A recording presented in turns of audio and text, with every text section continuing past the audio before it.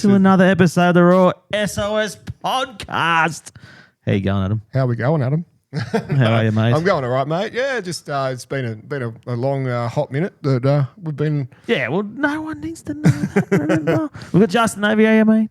You good? Hey guys, how we going? Living the dream over there. He's running the. He's got the helm. He's got the Starship Enterprise. He's got all the it's all buttons. happening He's a over button man. The button presser. Yeah. Yes, but we are at the SoulSide Cafe, The old Gearin Hotel. Old Gearin With a Hotel, with special guest. with the owner of SoulSide Cafe, Dave. How are you, Dave. mate? yeah, real good, real good. Thanks for 100%. having us here today, mate. We really appreciate it. Oh yeah, it's great having you guys around.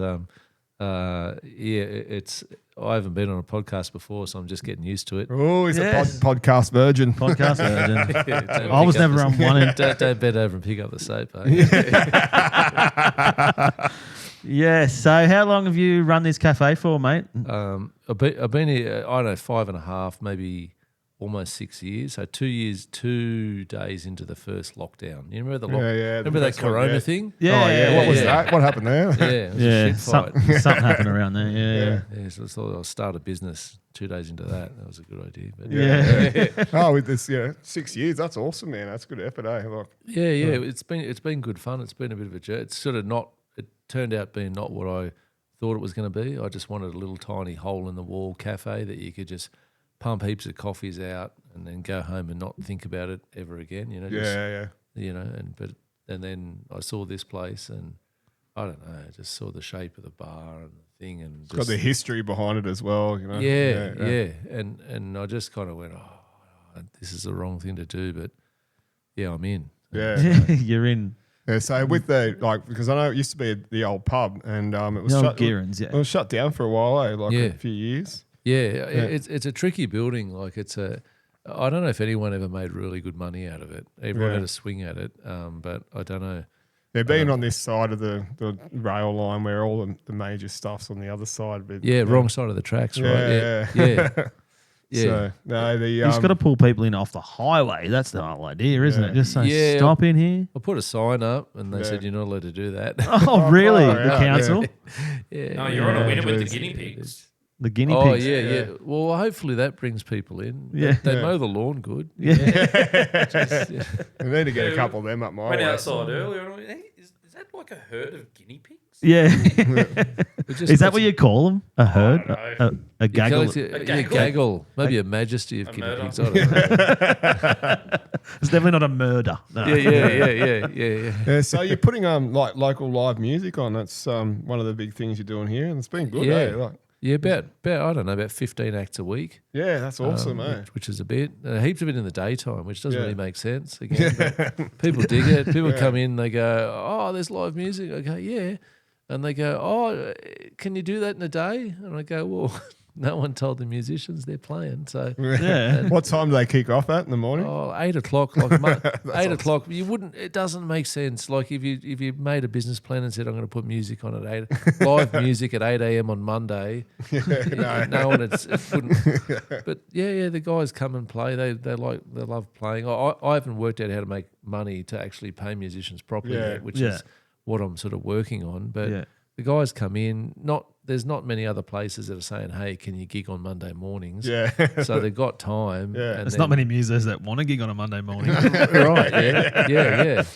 So like, oh, they're Jesus. just kind of happy to use it as stage time and practice and Yeah, stuff. that's it, yeah. Yeah. But their stage time and practice is bloody talented. It's just amazing. They're really, really. Yeah, we've got some really good musicians up this way in the mountains. You know, there is a lot of talent, and we don't really have the venues that we can perform at. So I think it's a great idea. You know, great initiative getting that happening. You know, Thanks, man. Yeah. and it also helps with your customers come in, have a coffee, they get to see some music before they go to work or whatever. Yeah. In the morning and and I love stuff. it. And it's weird because like coffee shops are usually busy in the morning. Yeah. Yeah. So like you have the musicians there when it's busy, and then people give them tips, and I give them tips, and drink as much coffee as they can get down in the time they're here, and it seems to work out all right. No, that's awesome. Yeah, that's good. It's been great that you've got it all happening. So talking about the actual building, so it was the Gearins Hotel. And 1881. 1881. You knew my next Wow. question. When was it built? 1881. Yeah, it's a really interesting building. So I got to meet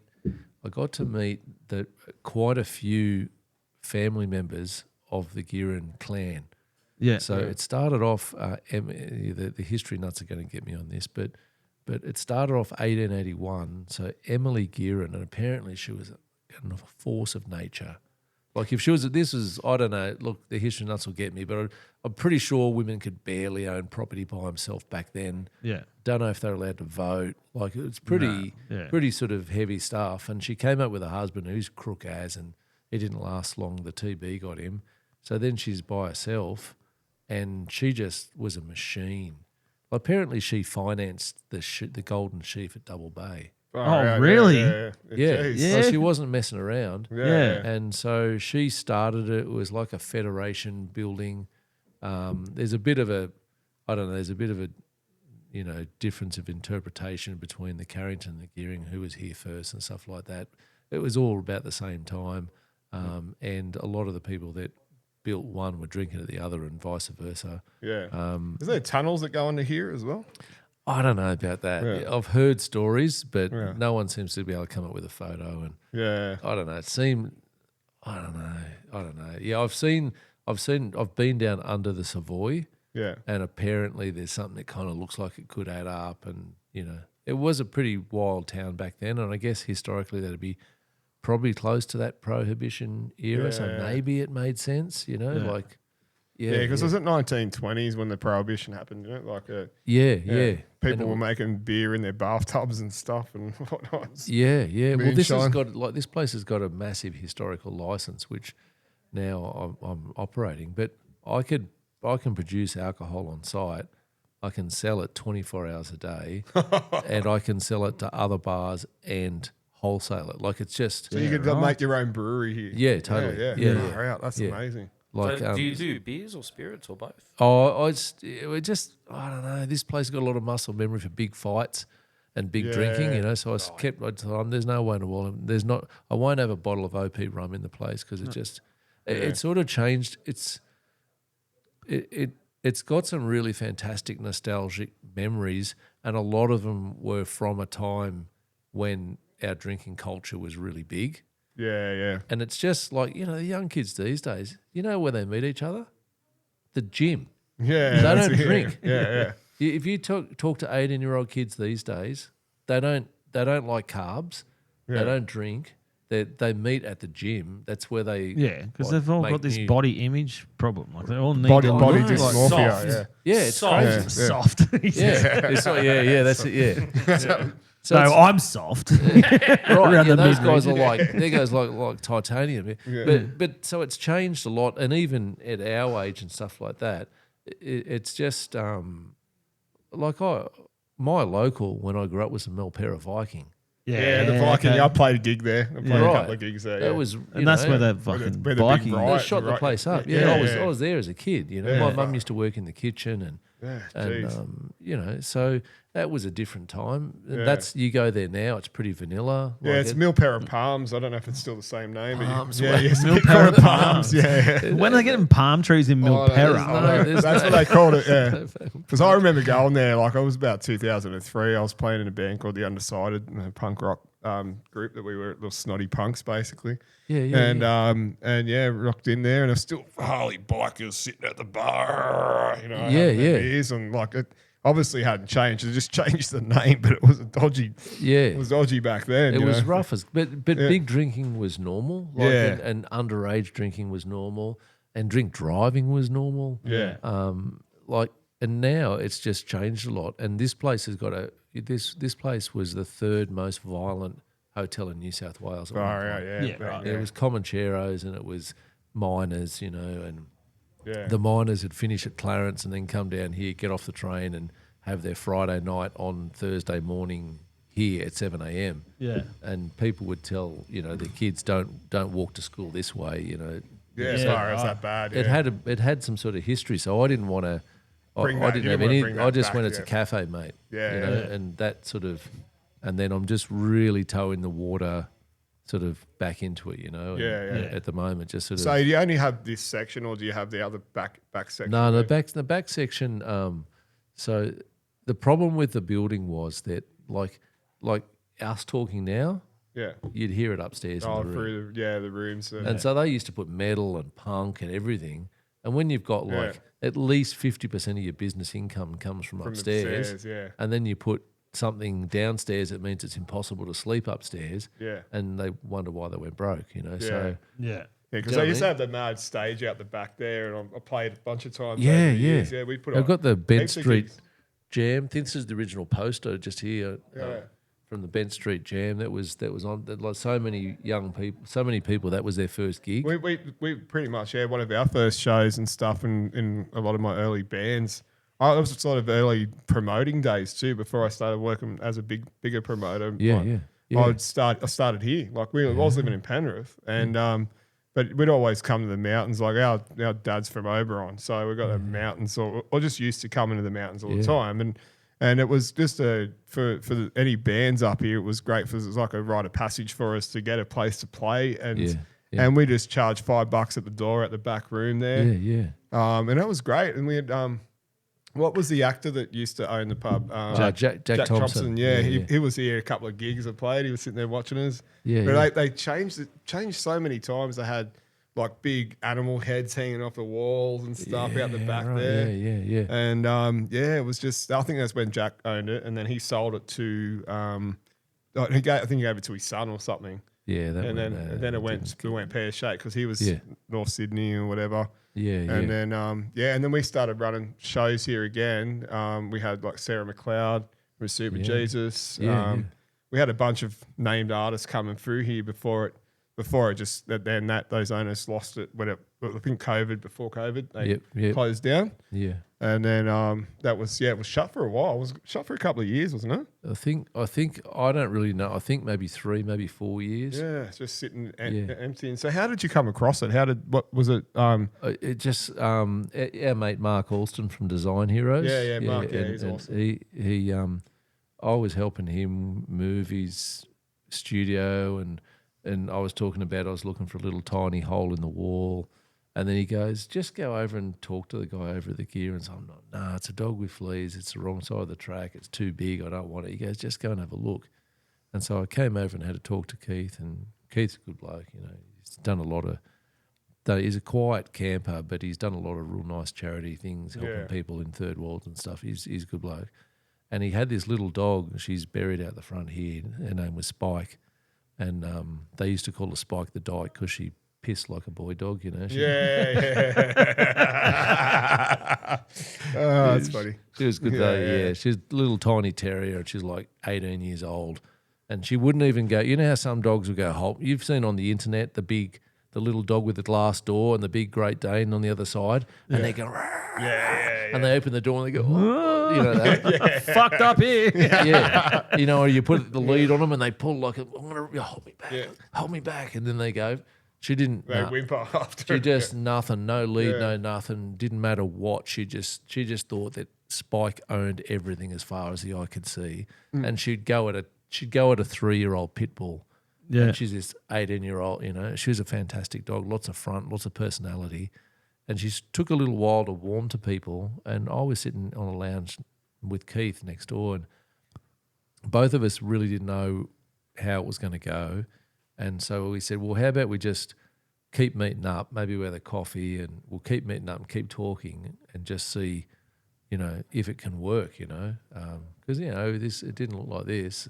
It was would have been green mould. Yeah, been closed down for a long time. Yeah, there was green mould everywhere. There was water leaking the thing. Everything was tobacco yellow. Yeah. There was just more dog racing posters, and you post a stick. Basically, it looked like a scene out of Jumanji. Totally, yeah. Anyway, so we're sort of we'd been getting together and talking and stuff, and then Spike just the little dog just jumped up on my lap, you know, and I think that was probably the vote of confidence. Yeah. And Keith just looked, Spike trusts him, you know. Is it right? That was it, you know, and then when that was.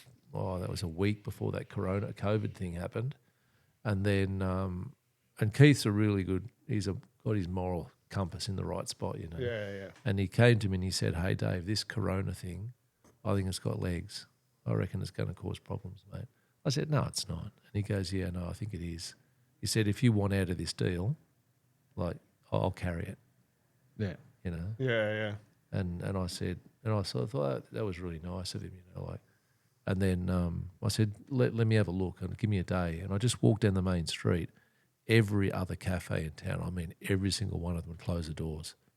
Yeah, it was a crazy time, eh? Yeah, and so I just kind of went, maybe this is what the am I time doing? to swim Yeah. against the tide. Yeah. Maybe this is the time to Take the plunge. everyone else is going home. Maybe this is the time to. So while you to were in get- lockdown, you got the venue and you started setting it all up and had that, Oh, that bit of time, I had like a lady felt sorry for me, so I was trying to buy a little tiny secondhand bar fridge off Facebook Marketplace, and she felt sorry for me and gave it to me when she realised what I was doing. And another mate of mine, Matt Buckley from Superior Packaging, Oh, yeah. he gave me like a whole heap of cups. You know, they were weird colours. No one else wanted them, but he said, "Here, have these, will get you started."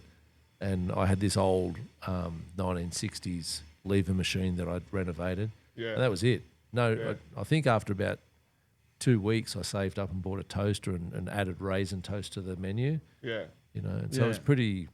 Grassroots, mate. You grew up from literally I think the first one cup at a time, man. Yeah, I think It's unreal. the first week, my biggest day of turnover was $14. Oh, fuck. Not yeah. profit, turnover. Yeah, Oh. jeez, And yeah. it took me like I remember it took me a really long time to turn over $100 in a day, Yes. and it was just brutal, you know. But it gave me plenty of time, and Yeah. I sort of went, okay, well, you know, I was listening to this guy Harry Manx. Harry Manx, he's a fantastic musician. He's like really amazing, and he has. I didn't know at the time he was in Canada. He lives in Canada, and he plays sort of bluegrassy type music, but he spent time in, I think it was India or Pakistan, and he learnt the sitar over there. So he plays this bluegrassy stuff, but it's got these sort of sitar undertones. Yeah, I love this. I love the sound of that. Eh? It's like Yeah. It's like Claude was saying that before. Yeah. He was learning. He learned the sitar. I've never heard of a sitar. I've heard it now twice in the same day. No, they're awesome. It's like alternate tuning, like I do with my 12 string. I tune it to open C tuning, and like John Butler, you know, John Butler does all that kind of open C stuff, and it's love it. It's like kind of similar in a lot of ways. But yeah, that's unreal. Anyway, so this guy, Harry Manx, I listened to, I had a little tiny speaker and I was listening on the YouTube and I heard it, and I just went, I got to get that bloke to come here and play. And it didn't make sense because the whole world was locked down. You couldn't fly from Canada to here. And I didn't have anything. But for some reason, I just went, maybe I was trying to distract myself from the fact that no one was buying coffee. Yeah. And I just went, I've got to get this bloke here. And so I thought, well, I can't get him here. I think I went onto one of his videos and said, mate, I want you to play in Australia. You know, didn't even get a like, you know. Yeah. And then I just went, well, I've got a whole bunch of scrap timber around, so I'll just start building a stage. So I built the stage in some weird hope that Harry Manx would come and play on it one day. And then other musicians saw it and just went, oh, have you got a stage? And I went, yeah. They go, oh, your music venue. And I went, oh, yeah, I guess so. And so it kind of started from there, yeah. Did Harry ever turn up? Not yet. No, Not he yet. hasn't turned Well, up. we'll Yeah. reach out to him. Well, yeah, the guy Bob who runs the blues thingo. Yeah, the big festival. Yeah, he knows him. Yeah. So I got to. Me and Bob get to be mates somehow. Yeah. You know, because he's pretty good on the contracts, and there's no way in the world. We Harry's get him gonna onto play. the blues festival and then get him to do a side gig here. Like a special thing. I'm thinking a fundraiser for kids. yeah. Something like, you know what I mean? Like something. I built this stage for you and you haven't played on it yet. How Yeah, rude. like it's just like for some fundraiser for kids or something. You know, I don't know something. We've got to make Bob look good in it somehow. Yeah. So. That'd be awesome. We built a stage for my 30th birthday at a pallets, and I bought a couple of flooring sheets at a pallets, and then Yeah. just in the backyard. Then Adam was doing the gigs at the time, and he goes, I can get the PA, and I said, sweet. And so Paulie, I don't know if you know Paulie, but he's got this Sound big source PA audio. out of and the whole light truss turned up, and he's like, oh. I said, how much do you want? $150, mate. And I'm like, and you should have seen this setup in my backyard, bro. Yeah, it was massive. And then all the neighbours, because we had like 3 or 4 bands. My band played first, and then had a few other bands. And my band Mercury Rise played that. yeah, time as well. and but they were all like, "Wow, we thought we had like Seattle sound in the backyard. It was unreal because you could hear it from fucking Yeah, because three we had suburbs we away. had the I had the cover band. I think I was playing all the '90s stuff as well. So Mercury Rise, the original band, and then we had the cover band as well. So we Yeah. we did But heaps no, of, that like, was the different time we songs. built the stage. Yeah, that was the point of the story. Didn't I fall through? Yeah. I think I fell through the No, stage. that was on your 40th. I fell through So the it was stage. 3 years later. It was still sitting there. Well, So we're like, well, it's- yeah. it stood the test of time, and then Then he it actually rotted fell and- through it. I reckon there's something cool about building a stage. Like, Yeah. Mark from Design Heroes, he had a Yeah. little stage in the corner of his office just so he could, I don't know, jam while he's working or something. There's something about having a stage, and then people come and you hang out and you play with your mate. There's something about it. It I kind love of it. makes Yeah, it's so cool. Like, Well, you haven't made as a muser unless you played on the back of a truck. You know? yeah, you got to play on the flatbed. back You of got to a play truck. on the flatbed truck. I'll tell you what, I bought a truck recently. That's a good idea. You should Yeah. have something. Do set up. like that. Remember that, like when Bon Scott was still with ACDC, Yeah. driving around in the truck. Tour down You know, with a Katoomba. full, like, Yeah. you know, Pretending That to one, play yeah. the bagpipes because he couldn't actually play the bagpipes. That's controversial. Yeah. There we go. That'll go straight. Cut that one up. Yeah. No, they did the. Parent, careful, they've got good lawyers, those boys. Yeah, I know. Well, I'll put a. Wes I has put, got his favourite saying. You got to say your saying about the lawyers, Wes. oh, we're only one court case away from 1 million followers. So I reckon that's the thing. You know, like if you can get on and say hashtag ACDC sued me or something like that. Yeah. Like, yeah, sued by ACDC, it's enough of a grab to. yeah. Imagine getting on the back of your flatbed truck driving down down That's the what main I'm street in thinking. Katoomba. That's what I'm thinking. I think that could be a thing. Well, we just set the podcast on the back of it. Strap us on. Just keep driving. That's, Yeah, drive around. that's a good idea. Yeah, and just talk I to don't know. random people on the street, like the police, when they go, you can't do that. I just thought that through. Then I thought it was a good idea until you mentioned. Oh, the we'll have to police. get an engineer, put seatbelts in it. Yeah, that'd be. Recaro seats that look Yeah. like Manchester United sitting there in the free. I mean, we're not doing it in winter, by the way. No. With a bit of snow, that's all right. That's good for content. But yeah, so have you thought about doing any sort of like acoustic afternoon things out in the beer garden here? Or Yeah, so it's sort of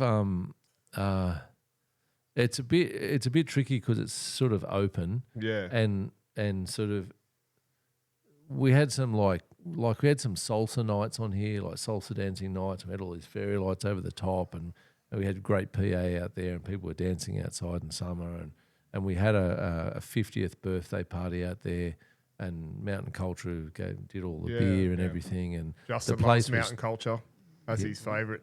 yeah, they're good, aren't they? Lovely beer. Feels like they're going to be friends of the show. Is that?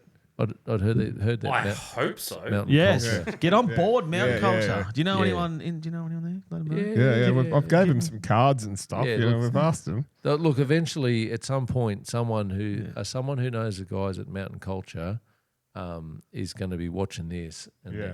Yeah. Yeah, and that's it. And then, like, you know, we can review their beers and stuff, you know. We can, yeah. Mountain I Culture. just say they're fantastic. Mountain Culture. Mountain They're Culture, great. they're Mountain awesome. Culture. mate. Yeah, they're great. Mountain Culture.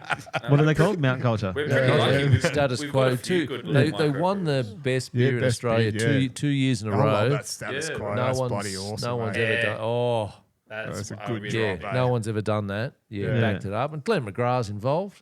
You know. Yeah, so Yeah. he's doing Nah, the, Pat Oh. Cummins, isn't it? Oh, it was Glenn McGrath. Paddy Cummins. Is Is it? Yeah, the Australian captain. Yeah, is he involved? Oh, well, one anyway. Yeah, what Pat I'm hearing is you say is there's a strong commitment to Australian sport within the mountain culture ethos. Paddy Cummins. Obviously, yeah. but- So these guys, it's not just chasing advertising dollars. These guys are committed. They understand the mountain culture story. Yes, yes, that's we it. do. Yeah, and you know what? Get on board, Pat Cummins. Where they started, that used to be actual. No, don't jump on Pat Cummins. Yeah, it's Pat He's a- Cummins. Yeah, Paddy Cummins. It He is- Yeah. became their Did you- first did you- external did you- I think he's investor actually in an investor in it. Last year. He lives next door to him, doesn't he? Doesn't he lives next door to DJ and Harriet? That's the story. He was from Penrith. I know he Oh played yeah, his he's a juniors in Penrith Penrith. boy. Yeah, Yeah. I know that much. Yeah, so Mountain Culture, they used to be that place that they've got there where they started up here in Katoomba. It used to be, was it Video Easy or something? Video easy. Yeah, because I remember taking my daughter there because I was living in Lure at the time. And it was like 2014. I said, this is a video shop. And I think it was one of the last videos. You still had video shops in 2014 up here? Yeah. yeah. Were you the guy that like took it back and didn't rewind it? Yeah, I I was was that guy. He never took it back, and they're still sending him bills. Oh, that was a good time. So, like, you know, you sit. This is the thing with watching movies and that now. Like, you know, Netflix, you sit there 5 hours just scrolling through. Oh, what can I watch? And then you put on something and it's foreign and they're dubbing the bloody. It's like our podcast is dubbed, overdubbed. But yeah, There was only one spot where I used to pause. It was on Basic Instinct. Sharon Stone. But you can never actually watch that part because it's been paused so many times. We did that actually a couple of months ago. We talked about that, but Yeah, no, that's it's good. It's good to see that, you know. And how is business going, David? So Yeah, it's good. It's not a real sensible business, you know. Like I'd probably make more money if I just did one simple thing, but I don't know. I think you just got to choose what you want to. As long as you can do it right for yourself, and you're not going backwards. and you're happy, man. That's the main thing. You're happy, you know? yeah. happiness is key, man. Because if you're doing something that you don't like, you still make decent money, but you're still not happy. And happiness, life's you short. get better off doing just taking less money and then do something that you're better off I'll doing. tell you what, though, it looks like an art gallery in here, eh? Like with all the different quirky things you got going on. We do have comedy here on the third Monday of the month. I've got to get to one of those shows. Oh, like- mate. Yeah, I was reading that before. Tears on my dildo. Yeah, caught teardrops my eye. on my dildo. Teardrops on my dildo. Oh yeah, Yeah. Yeah, it's Blue Mountains Comedy. They run a live comedy Yeah, I've thing. met that fellow. What's his name? Yeah, Marty. Marty. He's Yeah, fantastic. Marty's awesome. Oh, we yeah. were supposed to get him on. We Yeah, forgot to get back to him. But Yeah, sorry, yeah. Marty. Yeah, Get he's on great. too. Marty's great. Like, he's just I think Ostentatious had a bit of a go at him. You know, apparently he's a bit of a dick. Ostentatious. Yeah. Oh, really? With a name like that? Yeah, like, you know. Anyway, I shouldn't say anything because it's, you know, but yeah. Anyway, no, but Marty's a really good guy, and I didn't understand the idea of comedy, and he said, oh, we could have a comedy night here, like an open mic comedy, you know, and I'm like, oh, some bloke's going to come in here, and he's going to say something really off, you know, like real racist or real something, and then that is going to be associated with my venue. Yeah, But I don't want that. No. You know, but the thing is, he goes, nah, that's not how comedy works. Nah. He says the room will crucify you with silence. If you say something that's really off, everyone will just go and they'll be dead quiet. And he said it feels like someone's just stuck a tomato steak in your guts and done hurry curry. Like, Oh, yeah. like that's what he said. That's what Yeah. it feels like when you die on stage. Yeah. So he said you don't have to worry about it. The room will do that for you. That's why And- that's like my worst fear. Like, Yeah, I know, right? I'm happy to do it here. I make jokes all the time, but I don't see the reaction. I see the reaction of people in the room, like but Yeah. or people laughing in the car or something. Oh, that was fucking funny as, and I'm like, but Yeah, live, Yeah, that's yeah. a whole nother kettle of Yeah, fish, yeah. man. It's you know, but Marty runs it. He's real good at the way it works. Yeah, Like he goes, we need to put curtains in here. I'm like, okay. He goes, it's too big.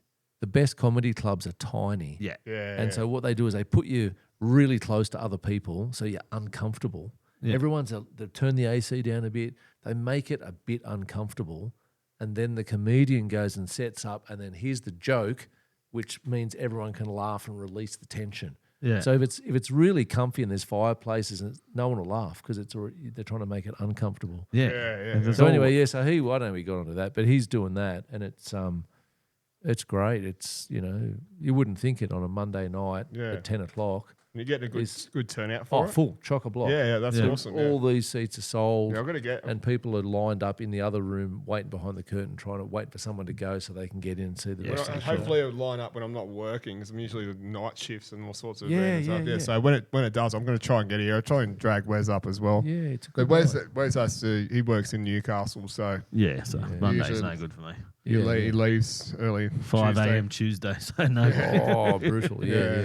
Yeah. So yeah, but I've met Marty we've done these extras for this film called Boss Cat. Oh, It was which comes out next year, and I met him on set like at the like it was a few months, in winter when we went out to Wang. I can't even say the place. Wallarang. Wallarang. Wang. Wang. Yeah, no it's one called says Wang. it. And Yeah, I was just going to say to the two PKs, it's a podcast that we mates with. They couldn't say it either, but anyway, guys, just say Wang. It's short. Wang. Wang. That's what we all the locals call it, Wang, because it's too hard to pronounce. But it was a good, like, mad spot out there. Got a good cake shop. Yeah. Well, they had Real good cake shop. They had this church there that we filmed there, and it's an old church that came back from like one of the fellas that the person that built it was like from England, and they were like stonemasons and all that kind of stuff. So they have that whole. It looks like something you get from like over in Europe. Yeah, wow. It was just designed exactly how they designed it, but of course they used the local material like sandstone and stuff. But it's just you're walking. It's historic. You're just walking in there. Yeah, and they filmed it in there. Yeah, so that was one scene. That was a funeral scene. Yeah, right. And then we had this pub choir, and actually the woman that was on the pub choir, she was on the Channel 7. I think whatever that show is after the news on Channel 7. Yeah, right. Current affair thing or whatever it is. Tracy Grimshaw. Yeah, she's still on it? No, I don't think Someone so. else Yeah, is but on it. I've seen she's it. been gone a while. Yeah, I seen it advertised, and she said she started the pub choir, and she was the one that done it, and she was on the news or on the TV on Channel 7 the other day. Yeah, so I was like, well, that's good, but she's really, and so the pub choir was like getting everyone. So you have the higher range, so everyone sort of you get like sort of about 300 people in the room. Yeah, you get high I've range, seen them do it. mid-range, They've done and it on that's like cruise ships, and they go everywhere. She started this one, and she was it was amazing. But we sang all day. I was over it by the end of it. I'd be over if I sit next to you. You can listen to you sing all day. Oh no, yeah, 7 hours of singing. A hard day at work, mate. Yeah. No, I got paid all right for it. I'm looking forward to seeing the movie. I think it's going to be good. Yeah. And talk about gigs as well. Like, have you heard of Hermitude? Yeah. Local lads. They did a film clip down. I think it was down near the skate park or something, or through town, and they did some thing. One of the kids was supposed to be jumping out the back window here or something like that. Yeah. Because I was on one of their film clips. I haven't seen it yet. Probably the same film clip. Because I got my dreadlocks in there, and I done this slow motion thing, and oh mate, yeah, it was unreal. And I don't have the dreads now, but yeah, I still haven't seen that film clip. But yeah, they live in Blackheath. They got a house there, and that's where they filmed it. Like it just looks over the whole valley. It was unreal. Yeah. Well, Anyway, that's enough about you, Adam. Fucking hell, we're talking No, to it's Dave not about Hermitude. No, anyway, but no, we do have some great artists and musicians up here, and Dave, you're doing a great job, man, with all thanks, this stuff. Well, I don't reckon this would work. Like this idea probably wouldn't work in Penrith, or it wouldn't work in Sydney. There's just maybe some parts in the guts of the city where there's a lot of creative musicians and stuff. But I don't know about you guys. What do you reckon? You reckon I reckon there'd be more musicians. Is this a big call? I reckon there'd be more musicians who live in the mountains. Yeah, 100%. Than there would be in any other LGA in New South Wales. And not to mention all different styles, because we were up here for the Nirvana Unplugged night, and there was like 10 or 15 different musicians, all doing Nirvana songs differently. What about all in different styles? Belly Affection? That like I could see, because everyone was like, the first one was a bit like it was Nirvana, and then Belly Affection came on, and they like finger picked it and harmonies. That was unreal. And it sounded cool, but everyone was kind of like, what are we doing? They kind of didn't, and then they went, oh wow, these songs stand up. The poetry in the writing of the songs, and the way the music was structured, it doesn't have to be heavy to work. Like it worked slow, and it worked, paired back. Yeah, and that was unreal. Yeah. No, it was such a good night. I hope you do it again. Get that Nirvana show. Yeah. We're doing another. Like we're kind of doing the. We're talking about it a little bit before. So we're doing a show which Adam helped me heaps with the technical hardware and stuff to set up. So it's called Live at the SoulSide, and it's an interview show to promote people living in the mountains doing interesting stuff, mainly creative stuff. Yeah. And it's to push local live music out to the world. Yeah. Because I'm just trying to find ways to. There's a heap of local live musicians. They're not getting a ton of gigs, and they're having to do other jobs to support their music. And I'm just like, if there's some way that we can make them make more money just doing what they want to do, then that'd be awesome. So that's the whole idea of the show. Yeah. And have you got to build a website for it, or just, Mark from Design Heroes is doing all that. Awesome, Ben, the lighting guy, he's running all the thingo. Yeah. Hereward, he's been in film and television, and he's been like our consulting director and stuff like that. Heaps of great little segments, little throw-in sort of segments and stuff like that. And everyone's got on board. I've got to build extensions to the bar because we sold out of all the seats and stuff. So it's going good, and hopefully the. So what's the capacity here? What can you fit in like? That's tricky. I don't know. Like, you know, do you mean my capacity or what the what Safe Work Australia is? So seated in this little tiny area here, we've currently got 38, and then with the little thing around the bar, that'll give us another 15. So what's that? 48, 52-ish. Yeah. And then we've got another 40. So we're up close to 90. That's pretty good. That's in the good. room. Nice little, And then we've got another room at the end, which is going to be gallery space and overflow. So we could have lots of screens up there and do more. Yeah. And we've got a terrace out here that we could extend onto. Yeah, well, that's good. Yeah. But at the moment, so we've sold this area out here and we're selling down there, and then we're putting in new stuff. But people have been really into it. And that's good to see the locals are supporting it all and whatnot. You know, it's good just having something different vibe, man. It's like not just going into a pub where you spending a fortune on fucking food and just sitting there with no music. But you're coming in there, it's small. Well, it's sort of like it'd be a little bit like this, but everyone is in the room having a drink, and gets to be part of it. And the door goes to pay all the crew. So I was trying to work out a way. How do I get all these guys are going? We'll donate our time to get it off the ground. Yeah. And I'm like, I've got no money to pay them. Yeah. I'm like, how can I make this that it works? And we just said, we'll just start selling tickets, and they can have the door. Yeah. And I thought we'd better not sell tickets for the first till we get real good. Yeah. But we've already sold out, and so now the crew's getting paid. Yeah, and then the better we make if we make the show better and better, like what you guys are doing, like. Then more people will come and they'll pay more, and then the crew does all right out of it. And it's kind of easier morally for me. Yeah, I struggle a bit, going, hey, buy tickets to my thing so I can make money. I just, but at the end of the day, you got to keep your lights on. I know that makes sense with up here, but I'm just saying inside myself, you know, my people are Irish working class Catholics, you know, so we've got a weird, twisted relationship with money and stuff. Like you can spend $150. Not too far from us, bro.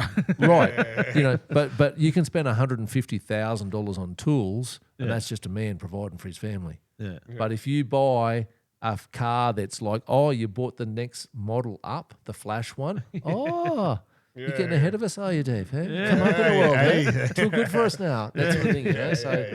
So it makes it easier for me if I'm selling seats, because I'm in my mind, I go, this is for the crew. This is for the crew. This is for the crew. That's good, You know, so and you just make your money off what you take over the bar. And people have some beers, and I'll do it right out of that. Yeah. And no, that's good, man. And because it's showing you love the local community, and you're helping them out. You're helping the local artists. You're helping the scene out, like the music scene. And you probably have people that do their first gig up on your stage. 100%, yeah. You know, like that they'll remember that forever. And if they take a couple of bucks home with them at the end of the day, like, like everyone's a winner. The guys from, the young kids from the Mackin brothers, you know, they had that jazz thing. And the first time they came up here, like they were nervous as. I said, I've got a piano up there. You reckon you could just sound all right? I'll build a stage. I don't know what it'll look. Just have you just sit on it and just have a go and let me see what it looks like. Oh, good, you know. And then I finally talked them around, and I offered them a gig, and they freaked out and didn't come back for a month. And they come back, and you know, they were stoked. And then I said, oh, there's the tips money, you know. And they just freaked out, and I went, oh, wow. And they just went station bar and bought pizzas and had beers. But they were like, I can't believe we played and we got beers and pizzas out of it. It's so good. I remember my first gig, like I was in a band called Barcode, and that's a good name. Yeah, and it was BARKODE. Yeah, to get around the because when we went to register the business name, it said we couldn't do it because it was Barcode Products Limited, blah blah blah. So we had Barcode, and then we got a gig. So we'd only been together like probably 6 weeks or something. And one of the bands, the local band, said, they came out to our rehearsals to check us out because they wanted a support band. And these guys were a cover outfit, and they had a couple of originals and stuff as well. They came into our rehearsal, loved what we'd done. We're only young blokes. Yeah. And then they offered us a gig. So we got to play at the Uncle Buck's at Penrith. Yeah, right. Tattersalls, which is a Tattersalls hotel now. Yeah. And then we worked our asses off. We got the show, and then the manager came up and said, "Hey guys, you want to headline a gig?" And we were like, "Yeah, we'll pay you. How much do you want?" We didn't know what to charge at the time. Right? I think we got $800 or something, which was massive. That's fucking huge, man. That was going back what? I was 14 or 15 or something. Yeah, and Wow. and the guitarist was 17, so we snuck him in the pub and fed him beers. And, but you filled the pub. We did. We actually filled the pub. Yeah. We had all the uni crew, so we were friends with all the people from uni at the time, and it was just it was a mad gig. And then we done our 3 sets, and the manager come up to us and said, "Oh, can you play another set?" We're like, "Oh no, well, we don't have any more." We did, but We'll what just we do the done, first one that's again. what we did. Yeah, you know musos too well, right? And they wouldn't even care. Yeah, as long as there's still bums on the seats, man. That was the main thing, Cash going over the bar, mate. And the punters wouldn't care either. They would just like this. Yeah. We're having a great night. Yeah. So do you play yourself? Do you play any music yourself? bass, on bass, I think other really talented musicians let me sit in with them occasionally. Well, that's the best thing to do. I try not to play the shit notes. the brown notes. Just stay a little bit behind the groove, play a little bit quieter than everyone else. Yeah. Just try to play the good notes and don't. No, you play bass, eh? That's perfect. Yeah, you did the ukulele festival. I think I was. No, I play here. I've played around Did you a little play bit. the ukulele? I thought you. No, I don't think so. No. I don't know. I do. Like I sing and I play harmonica and stuff like that as well. Oh, that's right. Yeah, I think I've seen done a few at the Elliot's open mic. Yeah, open mic. That's right. Yeah. It's good fun. But sometimes I get a bit uncomfortable because sometimes I go, I don't want to say if the guys are playing, I don't want to go, can I sit in on a track? Because then I don't know whether they're like, this guy owns the venue, so we better let him sit in, or whether they're like, we like playing with him. So I get uncomfortable about that. So I just sort of don't do that very often. I got a couple of mates I play with, and I enjoy that. I just like being in the room when the magic. So it's harp and vocals you do. Is that what you do? Harp and vocals. Like if it's an open mic, just because I can play that with everyone. Yeah. And then I play a bit of bass with some other mates and stuff like that. So these are your Yeah. These are This is a mate of mine's. Cool. A mate of mine's dad bought that. That's a Japanese. A 1970s Japanese bass. That's a beast, eh? It's fantastic, and it needs a new nut on the thing, but it still plays pretty well. Yeah, and then I bought this one here. That was the first bass that I bought for here. And then a mate of mine. That's a fretless one there. Fretless, and that's the one I love playing. And that's a beautiful, beautiful it's nice. bass. Yeah. And what brand's that one? It's called a Vantage. Yeah. But it was sort of late 70s, early 80s. Yeah. When the Japanese weren't that confident about their own names. So they would give it like American names like Vantage and Jaguar and stuff. But now they would be called like a Tacoma or something like that. I've got a West Tone Japanese guitar. Yeah. It's an electric one. It's like the same. It's got the same colour. Similar to that. Yeah. It's got the one piece that goes down the middle and that. Yeah, they make I think it's like really 1980 or something. It's I don't play it very often. It needs and it does need a decent setup. It's still got the brass nut on it as well. It's all brass on the bottom. They used to have that. Now they changed the saddle. The saddle. It was all brass, but they're what are they now? They're just standard metal. But it's interesting. I don't know. I've tried to get it valued, and I just don't know where to get. It's got my name on it. It says Wes Tone. Yeah, there you go. Yeah. So that's the value of it, mate. It'll be worth billions. I never look at what they're worth. I just go like, if I really like them, I go, I'm stoked I've got it. You know? Yeah. Well, that's what I've got. So I just love to get it sort of fixed. But Ian the guitar tech from I'm going to go and Music, see him. Yeah, he's doing a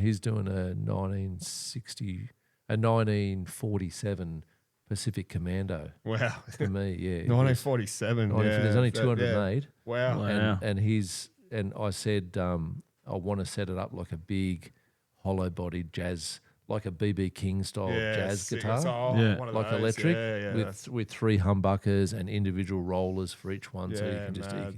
And everyone else said, you're not allowed to do that. You know, you got to keep it original. And he said, no, I'll do it. So I should take it up there because they've got the guitar tech guy there. Ian, that one, not Ian. Ian who owns it's a great bloke, but other Ian. Yeah, with because I want to ponytail. have that Japanese one looked at. He's great. And also my mate, and I've got a mate, but I've had the action's always been a bit off. He's good at Ian the guitar is really good at action. Yeah. It's a great music shop there. Yeah, Katoomba Music. Yeah. Katoomba Music, fantastic. Yeah, get on board. Yeah, they helped me out here. Board. Katoomba Get Music. on board.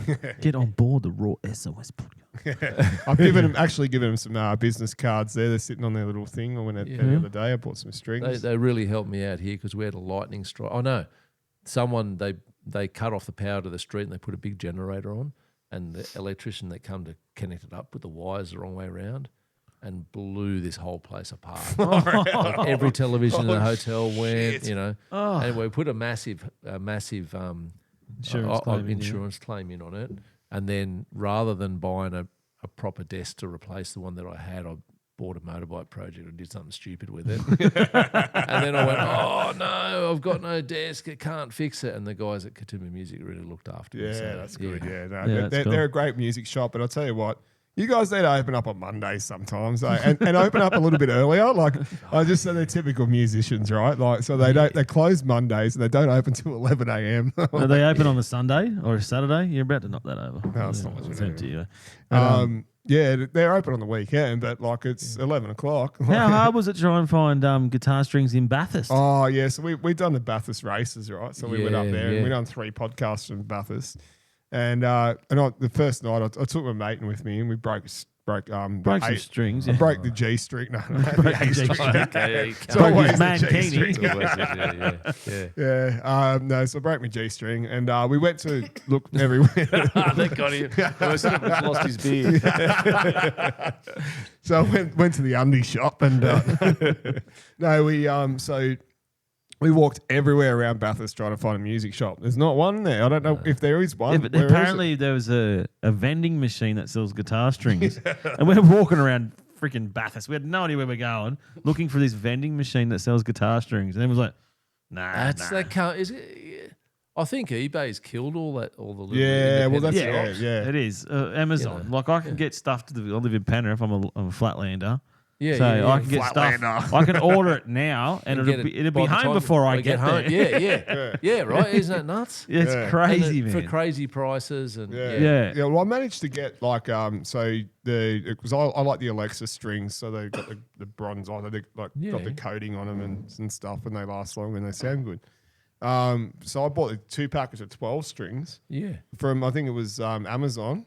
And it was like $30, and 1 packet of 12 strings from the music shop's like $60. Yeah. You know, so I've got 2 packets of 30. Yeah, this is why that's retail's fucked. But this.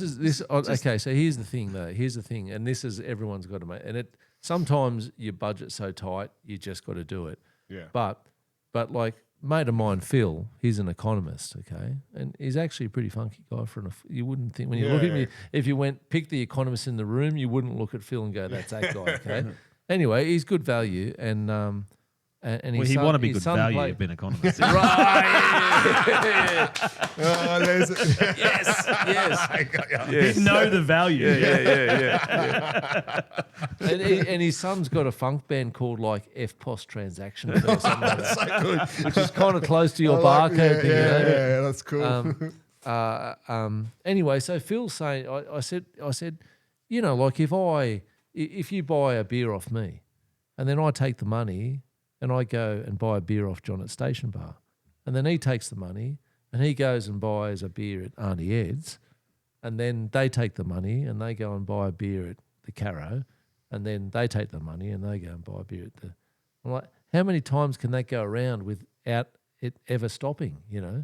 So apparently it's about 9 times because the GST kills it each time. Yeah. But if you get if I was to buy a beer off Temu, It just like goes. done, Yeah. finished. Yeah. Like Goes one hit, done. straight overseas. Yeah. Straight, it's gone. Yeah. So I think that's the thing with like local shops and stuff like Katoomba Music. Sometimes like I've just gone, I got no fucking money. Like I'm down to 2-minute noodles. I'm trying to keep the doors open, pay the rent, and all that sort of stuff.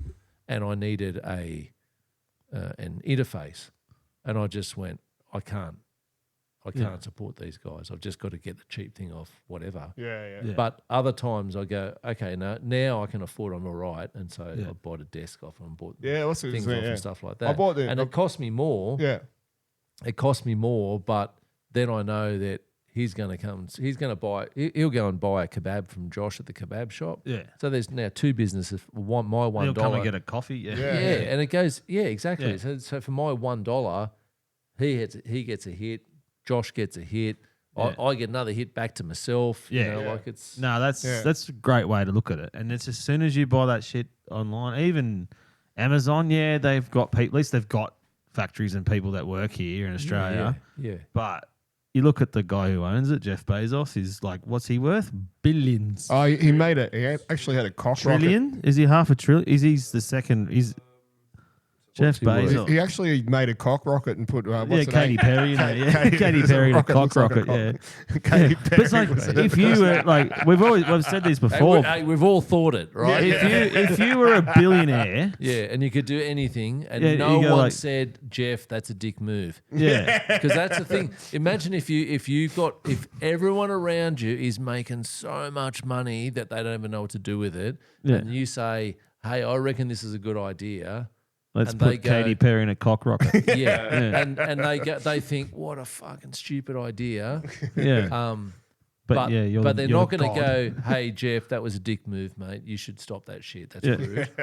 Yeah. Then they're not going to do it because he'll just pull the rug out from under it, and now they're working at Coles again, right? Do you know what I mean? Yeah, So yeah. I reckon what happens is if you get that Jeff Bezos thing, you just say, "Hey, is this a good idea?" And everyone goes, "Yeah," yeah. even if it's not a good idea. Yeah, same as Elon. Elon's the same same. thing. Elon's the same. He just comes up with Yeah. what's the 233.5 billion US. Wow. Jeff Bezos. Fuck. So What's that in over a Australia? quarter That's 300. That's heaps. He's probably almost 398 million. Is that Australian? I don't know. billion? Yeah, Billion. Billion. yeah, Elon's worth 460.4 billion US. yeah. So he's Wow. almost half a trillion.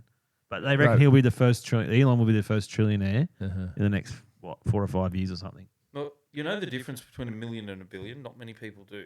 You put Speak it into it. We can't hear you. seconds. Speak. You put it into seconds, right? The difference between a million and a Yeah, billion. yeah. And it's like a million is like a week and a half or whatever it is, and a billion is 31 years, 8 months or whatever it is. Yeah, Yeah. Stupid. yeah. You learnt that on the Raw SOS podcast, didn't you? Yeah.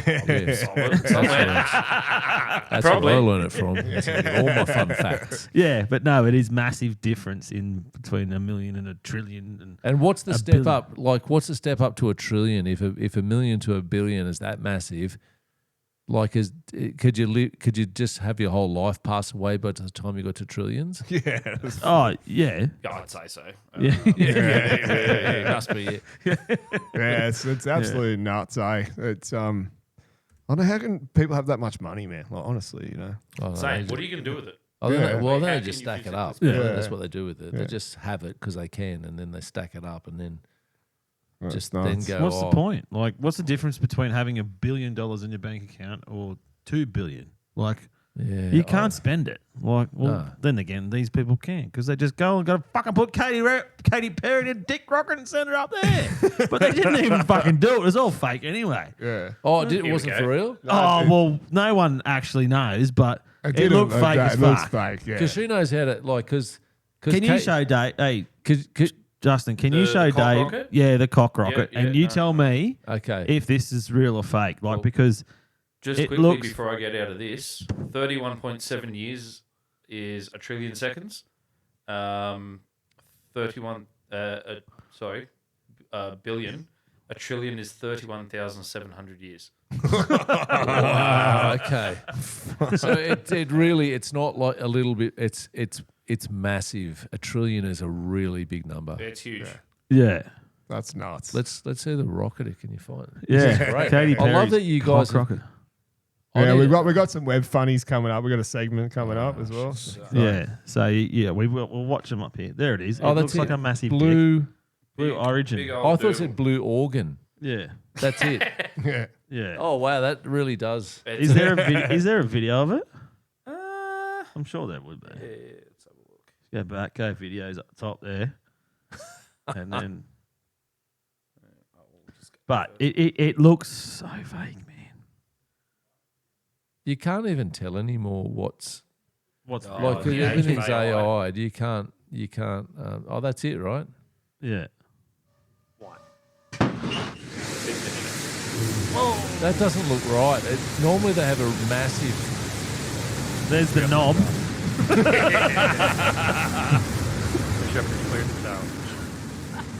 And Right. New Shepherd has cleared the tower on her way That's to not right. Look at it. human crew. There's just no smoke. Jeff, Nah, go that's not home, how the go NASA home, does it. go home. Nah. You are going to space. Colonel, You you better take a look at this radar.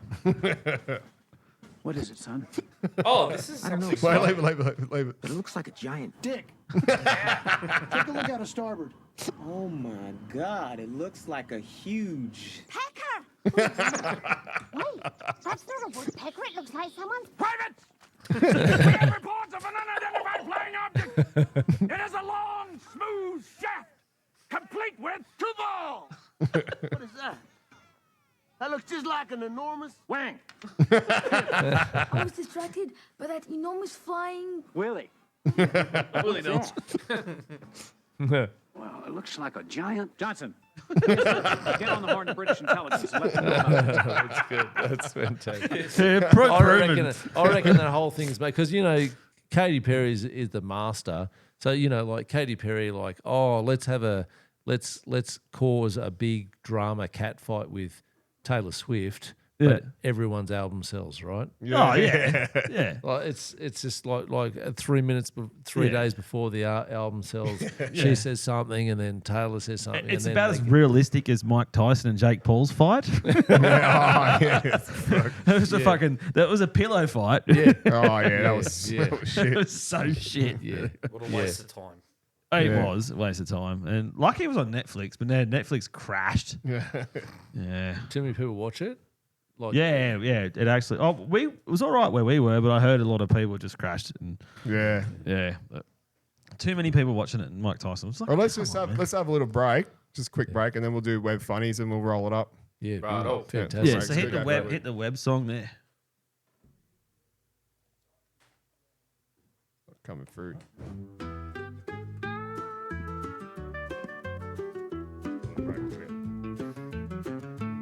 We clicked and scrolled through endless screens, found clues where we once had no means. Google it, Oh, we this is good searched fun. for the light, unveiled secrets that were left to die. Through forums and dark corners we dived. The truth was there, it does. it was alive. No more hiding, no more lies. Together we faced what we couldn't deny. We searched the depths of the web, found the Like the truth worst day that for you me. dread. No doubt we laid it bare. All the answers laid this year. Goals we set now. Check 1, 2. All right, so we've got some web funnies this week, which is just basically one of our segments we normally do each week, and Yeah, beauty. the weird and wonderful world of the internet. Yeah, right, okay. And it is weird and wonderful, and I have no idea. Sometimes I don't watch them, sometimes I do before this, but I haven't seen any of these ones. So we got about 3 or 4, I think, that I've got queued up before. So Yeah. let's see how we go. Running the we go. Sperm cells have a sense of smell. What? They have olfactory senses, that's true. And you know what that means? That means that sperm is life. And you know what that means? We've got to legislate that shit. We have to protect the babies. I just want to save the unborn babies. It's all that I'm worried about, and this is what we're going to do. The next time you feel like you're going to jerk off into a gym sock or down your shower drain or I don't know why I peg you as an on-the-belly guy. It doesn't matter, though. It doesn't matter. Whatever your jerk-off style, there's no judgment here. I was right, wasn't I? I have a sense. If only that was a superpower that could help the world. This is what we're going to do. Before you do jerk off, whatever style it is, I feel like keeping going. Like, you are like hands-free fucking the mattress. Like, you're just blink once. I knew it. You guys are humoring me. You guys are nice. All right, come on, Sarah. Before you do it, you're going to come on down to the clinic.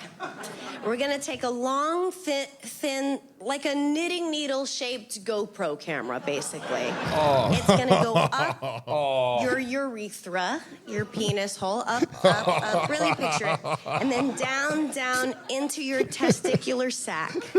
We're going to bring the ultrasound around, and you're going to be able to actually see the life in your balls. I truly believe that most men will not even want to jerk off after that. And that's a beautiful thing. I call bullshit. She's kind of hot. I'd let her do it. No, I wouldn't actually. Oh no! Shit. What did we say about that one? No more drain babies. Yeah. Get yourself checked, literally, all the way in there. Yeah. Yeah, that's a bit off. Yeah. Maybe I should start. I was listening to her until she started talking about, Yeah. just people get into funny stuff, mate. Yeah. Oh no, but maybe we should vet these before. It's good. It's good. It's funny. It's comedy. It's comedy. Yeah. All right, throw us another one, Justin. Let's What do we see got? if we can get What do we worse than that. We're probably going to get worse than that. All right. Oh yeah, Master Ken opening.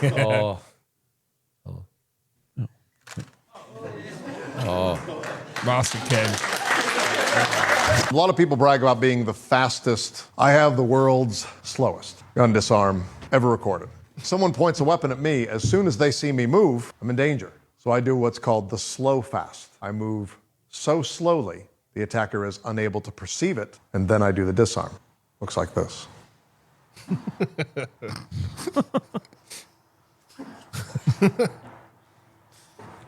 You're dead. Come on. Is this like? It's very hard for an audio podcast. Oh, but no, yeah, he's moving Is it? very slowly.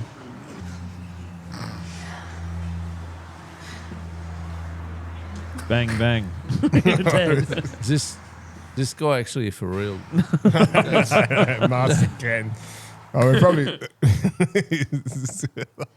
So he's just put his hand out really slowly, like trying to get a gun. Everyone's just sitting there looking and going, "Wow, this is amazing!" The lady in the background, she's like 90 in the shade. And we're like, "Oh, fuck yeah!" Look, they're all so mesmerised. He got it. Yeah, Master Ken. Wow. Ken, legend. Yeah, no, he's got a heap funnier ones, but anyway. Yeah, he's got You look up Master Ken, you'll have a good laugh at him. Master Ken. And the slow defense of a gun. He would have shot about 50 times. I think he's got pretty serious. There's something serious about like an embroidered, your name embroidered on your kung fu suit. Ken. How's Catman Ken going anyway? I haven't heard back from him. There's a dude running from Western Australia to Sydney, and he's got a wheelbarrow, and he's in a cat suit. Dressed as like a and he's Chino. raising money and awareness for childhood cancer, and he's doing all this for a good cause, and he's like, "Hello, I'm Catman, Catman." He wears Cat." it full fast. But he got to Melbourne. He's just pulled into Melbourne a couple of weeks ago, I think. So and we messaged him. We're trying to get him to ring up the podcast, but what's in the wheelbarrow? Oh, just all his belongings. Like he's got a bucket that he's just collecting all the money. People just give him money and food and all sorts of stuff. He went through Melbourne and he collected all this money, and then he just went into the Cancer Council and just donated it all, like thousands of dollars. I was just thinking a shopping trolley would get it done better, like than a wheelbarrow, but But no, the roads are rough out there on the Nullarbor. Oh yeah, it's you want the one with the pumped up tire. I wonder how many tires he's gone through on his wheelbarrow. Yeah. No, he has had a few blowouts. I've been searching through him. Yeah, Justin's having a bit of a look up. Tomlin, who are the wheelbarrow guys? Who are the wheelbarrow guys? Tomlin? No. That's him. That's him. Yeah. Oh, it's registered. Yeah.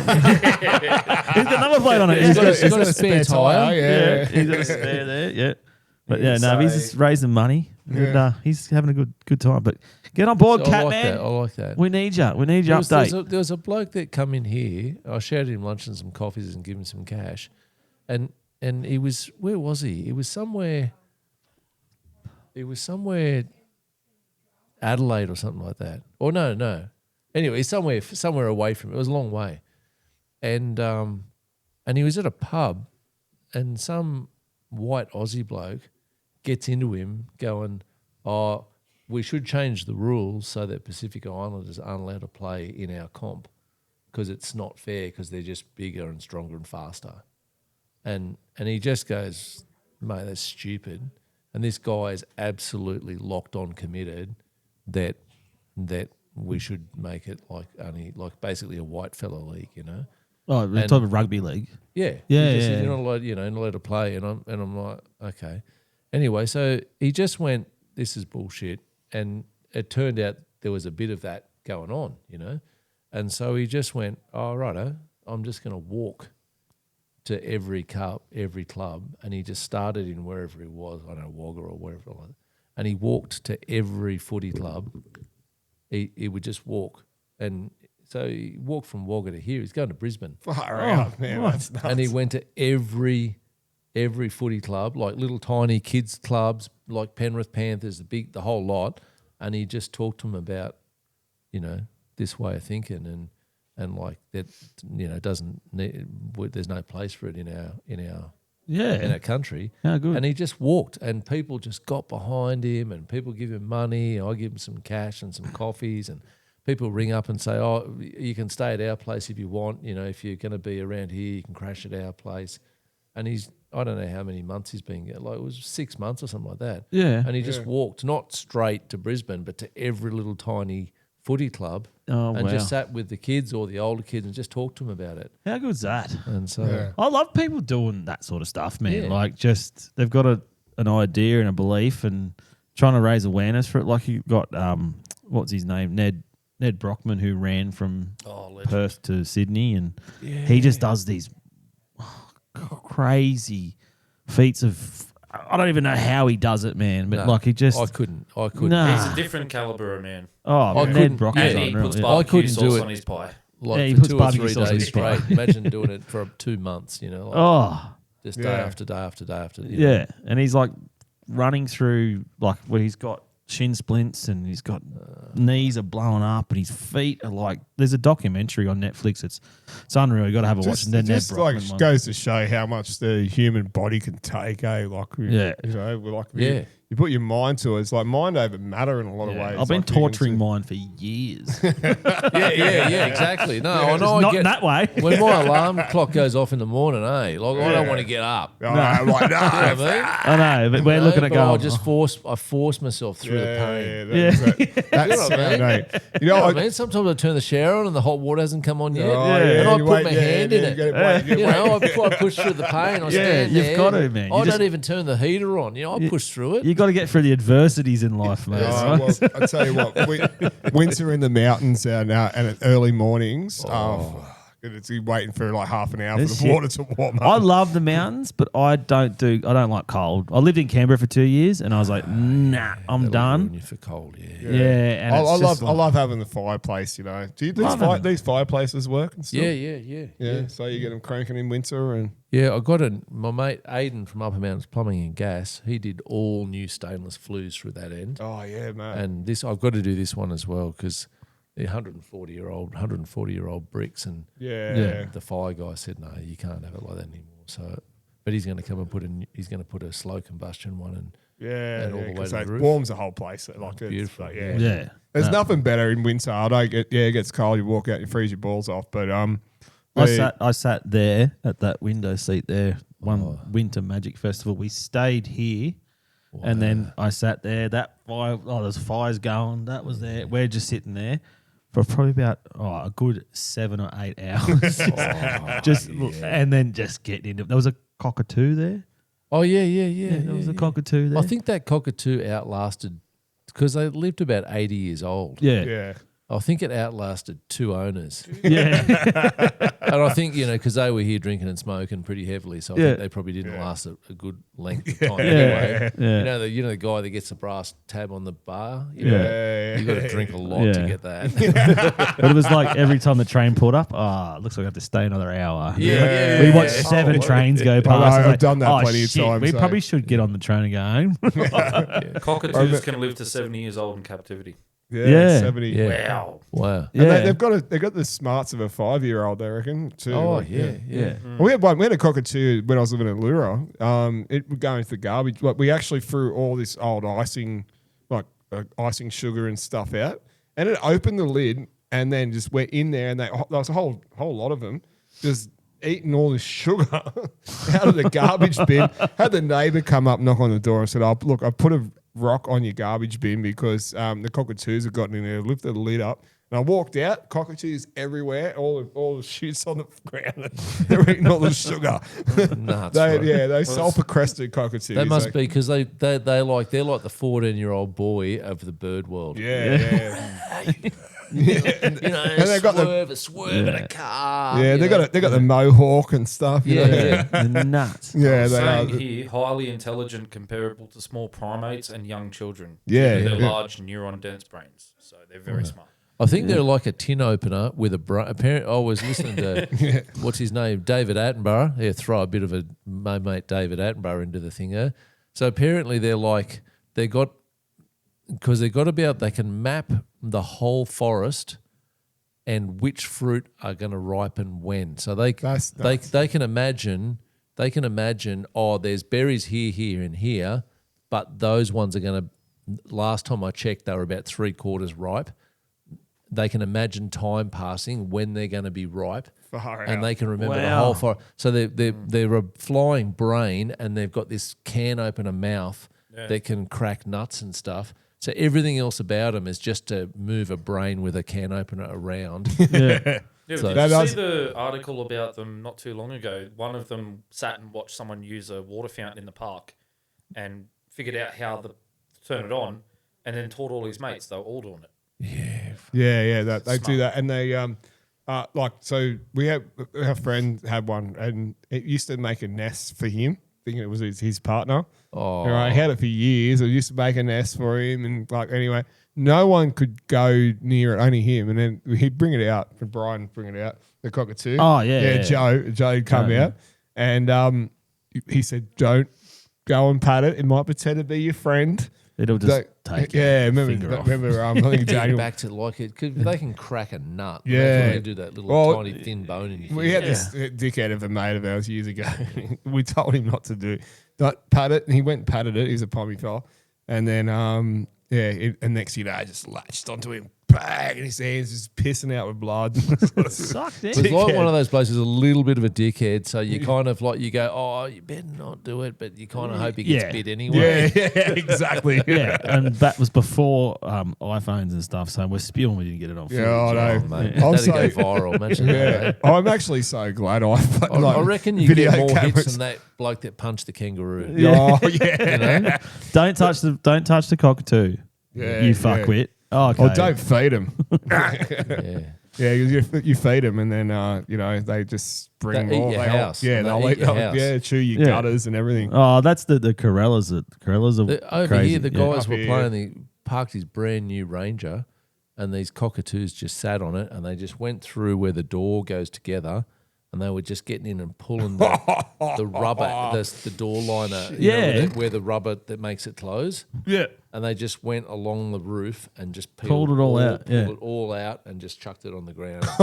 And they just kept and chucked it, and all the doors. They did that. That's the Corellas. I think that's the Corellas. Yeah. And the cockatoos do it up here. Well, down at when I was in South Coast, there's a hotel, and they've done it like a 7 or 8 story hotel. They took the rubbers out of all the windows in the hotel. Like there's probably 1,000 windows. Yeah. And they had to get all the rubbers replaced around the whole building because of these bloody... I mean, they got all day. That's the thing. They haven't got to. They don't have to work. No. Do you know what I mean? It's like, what are you doing with the rubber? Like they've probably got some tyre factory. No, they got a tyre factory down in China. They fly it all over there. Yeah. They got an exporter. Birds, well, the crows, like on the ravens and stuff, they're really smart. Like they can figure out puzzles and stuff like that. And there's been stories that they Smarter actually than me. go. I can't do puzzles. They go in and take money, the cash money, and drop it in. They whoever trains them can teach them to go and find money and take it back to them. And I've seen heaps of stuff on that. And yeah, they're just absolutely so intelligent. I don't know about the crows here, like the crows that they're kind of like Australia's. Well, they're like the bin chickens, basically. So the crows, yeah. But bin chickens. That's another bird. Whoa! That's empty. I know anyone. Yeah. Anyway, so we got one more. Or? We got one more. Yeah, one more. Then I've got to go. One more, and then we'll wrap it all up. Yeah. Right, dead air chicken. Like when I watched it, I probably looked in on it like a year. Right. Porn has changed. Like when I watched it, I probably looked in on it like a year ago, right? And it was like, fuck me, step bro, right? And now, which is fine. At least they're like talking. Like they were having a narrative. There was a back and forth. And now it's like, I watched it and like all of the ones I could find, it had changed to this like, it was like, you know what I mean? It was like electrocuted baby. You know what my theory is? Want to hear my theory? I think it's lip fillers. They sound different. I was at the gym and I saw a girl working out and she took these weights and she was going like this. And it fucked me up. I was like, I'm going to fight this bitch. I was like, I have to kill her. She can't do this to my gender. You know what I mean? This is not good. And then I watched her long enough that I realized that that was how her air was escaping her body because the lip fillers was making the hole smaller. Like she had whittled herself into an oboe. Like if you push air through an oboe, it's gonna make an oboe. So it's gonna. That's why porn stars sound like that. That's why porn stars go. You know what I mean? They can't. If I open my mouth during sex, I go woo, right? I can go, let's get after it, boy. I can go like that. But they can't do that. The point, that's all they can do. They might not even be enjoying it. They might be going, I don't want to do this anymore.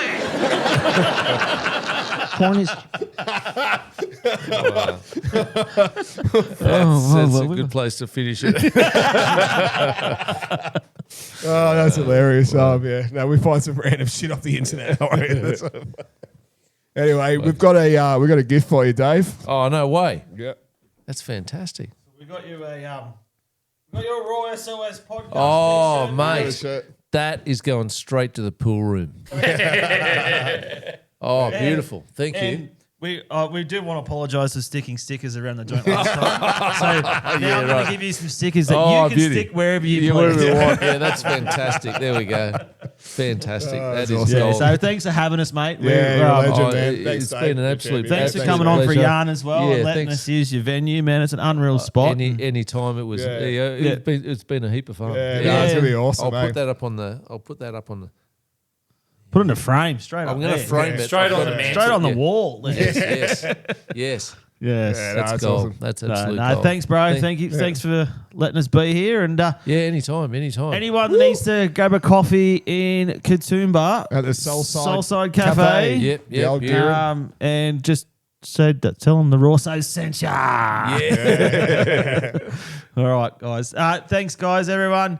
Check us all out. Don't forget to download us on Spotify. Hit the auto download button. We're on Spotify, Apple, we're on YouTube, Facebook, Patreon, all those places. Push the buttons. Do the and all videos. The subscribe, the thing. Is it the same on podcast? Whatever the buttons you got to push. Press it. Download. Be a friend of the show. Yeah, be a friend of the show. Send them to your grandmother. I don't care. All right, guys. Thanks. See you, mate.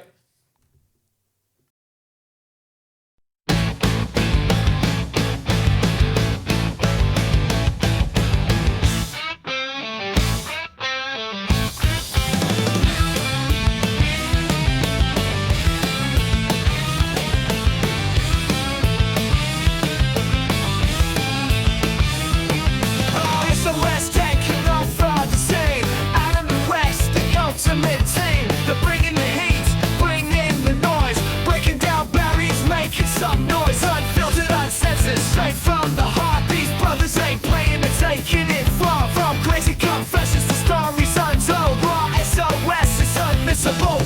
Took 'em all.